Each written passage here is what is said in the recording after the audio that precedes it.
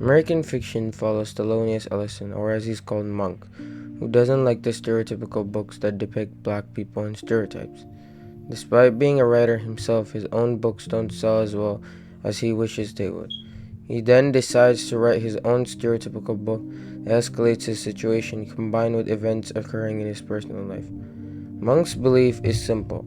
He doesn't think that black people or black literature should be limited to stereotypes or things people have come to expect from it. He thinks this is wrong and really limits the perception of black people. But as the movie progresses, it reveals that this is really a complex issue. Monk becomes one of the judges for the literary award, and another judge, Santara Golden, played by Issa Rae. Santara wrote a book that panders to the black stereotypes, yet she rejects the stereotypical black book Monk wrote under a pseudonym. Rhonda, girl, you be pregnant again? If I is, Ray Ray is gonna be a real father this time around. Despite her own book, Santara believes that pandering black books are wrong, yet she does it.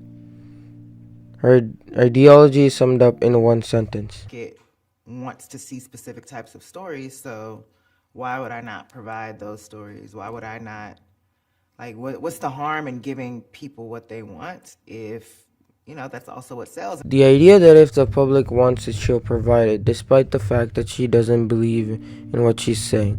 This idea isn't limited to just race issues, but rather, for example, a cigarette company owner who sells cigarettes but doesn't smoke it himself.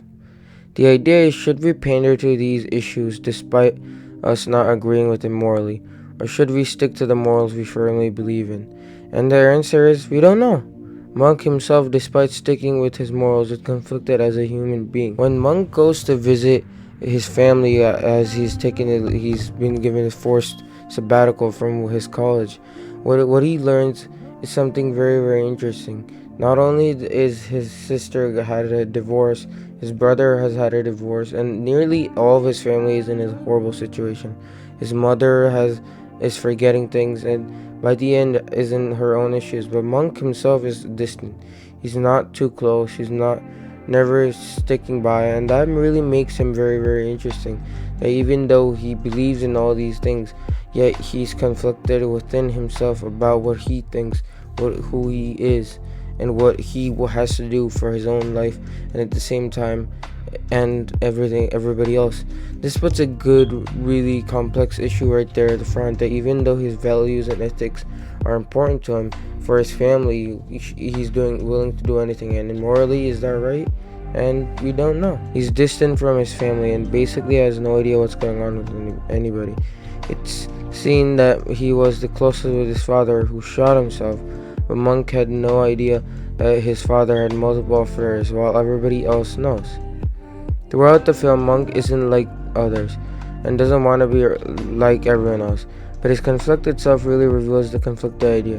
By sticking to his morals, Monk is still not a big best-selling author. Should he also pander down and give in? That maybe his views are also conflicted because as a human being, Monk isn't in the right state of mind.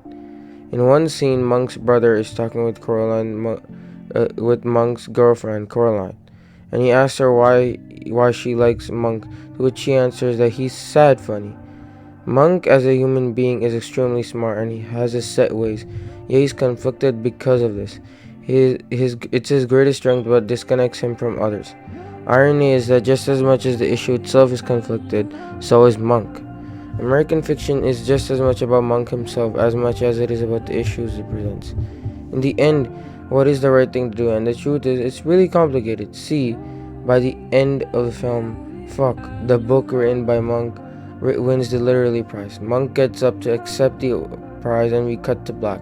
Then we see Monk talking to Wiley, a Hollywood producer, talking about the end of the movie, which is basically what we saw the whole time, based on his own life. Instead of making a movie on the book which he wrote, which was the whole idea, now they're making it on his whole experience making the book.